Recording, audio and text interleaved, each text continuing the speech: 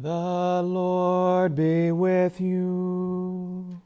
And with your spirit. A reading from the Holy Gospel according to John.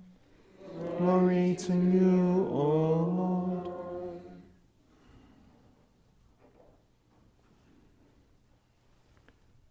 When Judas had left them, Jesus said, "Now is the Son of Man glorified, and God is glorified in him. If God is glorified in him, God will also glorify him in himself, and God will glorify him at once. My children, I will be with you only a little while longer. I give you a new commandment. Love one another. As I have loved you, so you also should love one another. This is how all will know that you are my disciples, if you have love for one another."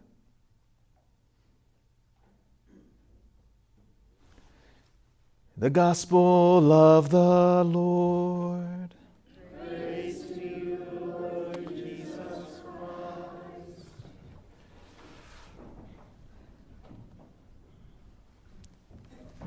Good morning, everybody.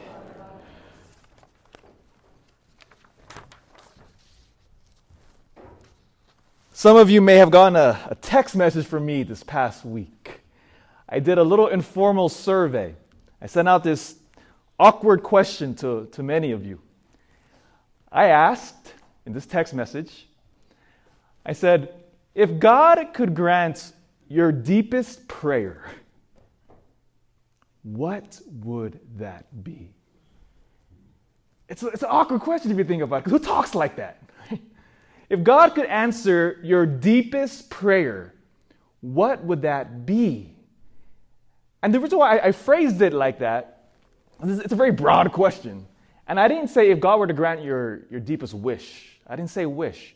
Because when you use the word wish, it tends to connote superficiality. Like, oh, I wish for a puppy.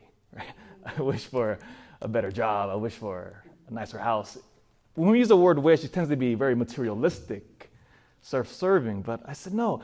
I said, if you were to tell God your deepest prayer, and he would answer you, he said, I'll answer your deepest prayer, what would that be? So that was a question. I just sent it out to tons of people. And it was a wide range of people, by the way. It were people who were devoutly Catholic. I mean, Sunday Mass every single Sunday, daily Mass goers. People who were on the other side, those who don't really practice their faith, but still consider themselves practicing, or Catholic at least. And I also text many of the Protestant pastors in the area too, because I'm friends with them. We have good relationships with the people around. And I even text non-Catholics. Old people, young people, single people, young families, retired. So I wanted to get a wide breadth of people. And I asked them that single question. If God were to answer your deepest prayer, what would that be? Oh, and the answers came flooding in. What do you think was the common thread all throughout the answers? Again, you're devout Catholics, you're not so devout Catholics, non-Catholics, non-believers, young, old. There was a common thread all throughout. And it was funny, by the way, too, when I saw a difference between the men and women. Men text back one sentence question or answers, quick. Women send back, woo. I was like, oh, women, you're so beautiful. You use a lot of words. It was beautiful. Except for one man. I'll make fun of him later on. He goes to Mass and Loyalty. I'll make fun of him. He sent back a huge text response. But before I give you, bear with me. I want to give you a sample of the responses I got. And I want to ask you, just kind of think in your own mind's eye, just if God were to grant your deepest prayer, what would it be? Because prayer reveals the deeper heart, by the way. That's why the question is so awkward, because it goes deep. Prayer is a very intimate window into the soul of someone. And so these were the responses. And the responses, by the way, were all the same.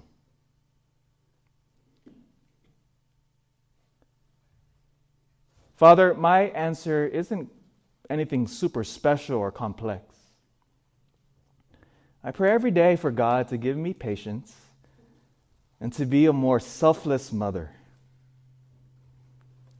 I am always made to feel like my job as a mom isn't important.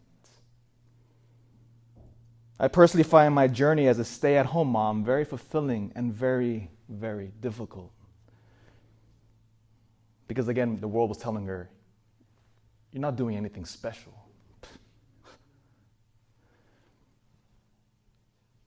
I am not even close to being the best mom, but I pray that my children know and I do everything for them. And I love them with everything I have. Another person wrote, I pray for the conversion and salvation of my husband and our kids. But deeper than that, I have this underlying desire and prayer to know with certainty that I am loved. And that God really does want and will what is good for me.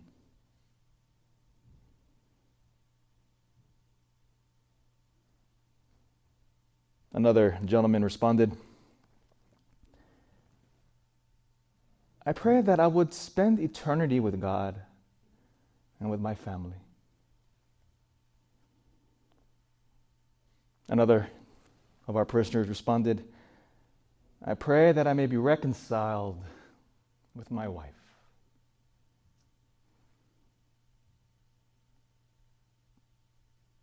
And the last one I'll read. Again, this is just a small sampling of tons of responses that I got. If God were to grant your deepest prayer, what would it be? This one responded, I would ask God why He chose to take my dad away. So young and leave our family so broken. I would ask Him for my dad back. I pray that my husband and I would live until we are 100, so we can enjoy our grand and great-grandchildren. Are you beginning to see a common thread here? And again, all of the answers that came flooding in were like this. The deepest desire of our hearts always deal with relationship. Relationships. That is the deepest desire, the deepest hunger for us. And that should not be a surprise when we really think about it. What is truly and critically important in life? And all of this is utterly profound because this gospel today shows us the dichotomy of what our Lord is trying to leave us here. So the context is, this is right after the Last Supper. So Jesus it's the culminating moment of his ministry. He gathers with the 12. He gives us the instructions of the Holy Mass. He gives us the very words verbatim. Take this, all of him. And we know it well as Catholics. We're going to hear it in a few moments. So right after the first Mass, this is what happens next. The gospel began. And Judas had left them. Where is Judas going? Where is he going? We all know where he's going, don't we? Judas got up because he's going to get his 30 pieces of silver. Judas, who loved the Lord, Judas, who was with Jesus for 3 years, Judas, who had saw all of the miracles and heard all the teachings of our Lord, Judas is going to betray his friend. because something in his heart had shifted. Judas is going to get more money. He's going to get more stuff. Why?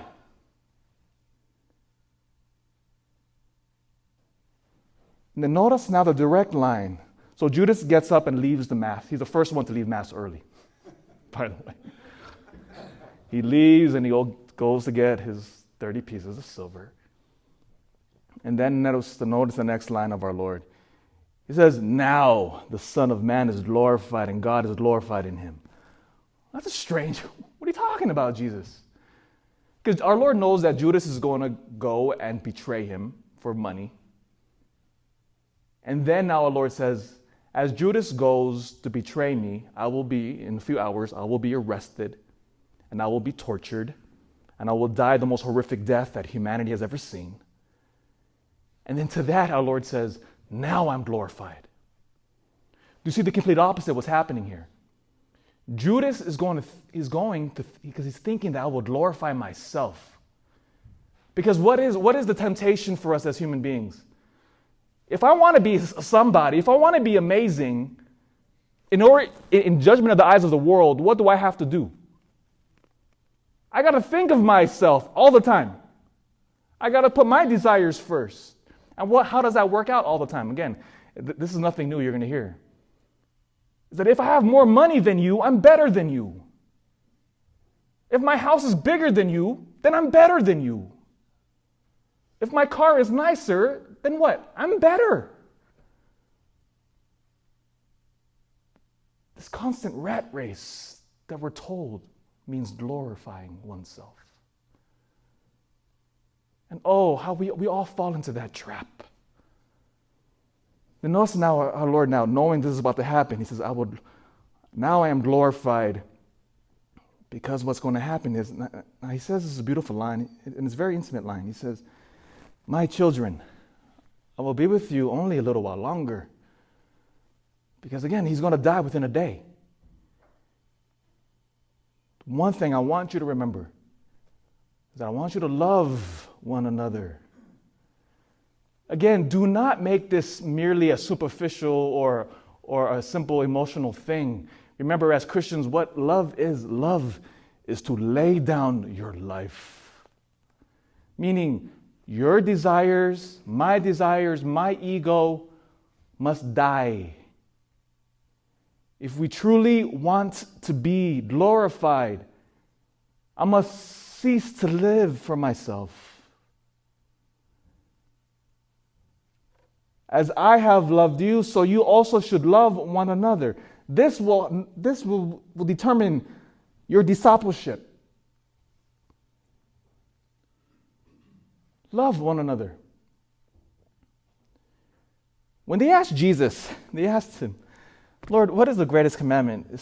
Remember the line he beautifully said. He says, to love God with all of your heart, with all of your mind, with all of your strength. And then love your neighbor as yourself. If we were to call Judas here now, Judas will somehow magically he'd appear before this moment in the gospel. And then we were to ask Judas, before you get up and leave, what is the deepest prayer of your heart, Judas? Do you think Judas would say 30 pieces of silver? No, he wouldn't. Because that question would pierce him and will stop him and reflect. Yes, what is the true meaning of life now? What is the true meaning of existence? What truly makes me happy? And if I were to say, Judas, is it really 30 pieces of silver just so you can look amazing in front of the Pharisees? He would say, no, actually. And I think after a few conversations with Judas, he would ultimately say, the deepest desire of my heart is Jesus Christ. Now, Judas, do you want to get up and leave Mass? He would say, no. And I dare say Judas would reconsider what he was about to do. My friends, God is the most important person in our lives. Our world tells us he is not. Our world tells us to do everything else. Keep getting that money, that power, that honor, and that pleasure. Keep focusing on your ego. Keep doing yourself. Keep building up your worldly empire. That will not bring us joy. It will not. Only love will. True, authentic, life-giving love.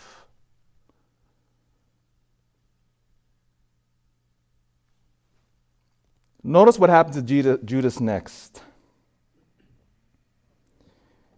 After Judas realized what he had just done, he tried to give his money back. And then he went off, and this is what happens, by the way, when we focus on this worldly vision of life, is that it leaves a trail of broken hearts, of broken relationships. It leaves a trail of misery. Judas will go off, and we know what happened to Judas. He took his own life.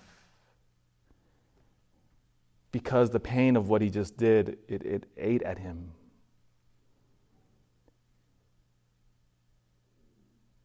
That's always the path of the ego. The ego always leaves destruction in its wake. Our Lord knows this. That's why he says, my children, I will be with you a little while longer. The great challenge before every single one of us, and I'll bring my homily to an end here. Love God with all of your heart and all of your strength. There is nothing that should be more important than this. Where Christ will give himself every single Mass. Every single Sunday, be here. Pray every single day. Our Catholic faith is the most important gift we have ever been given. Choose the deepest desire of your heart.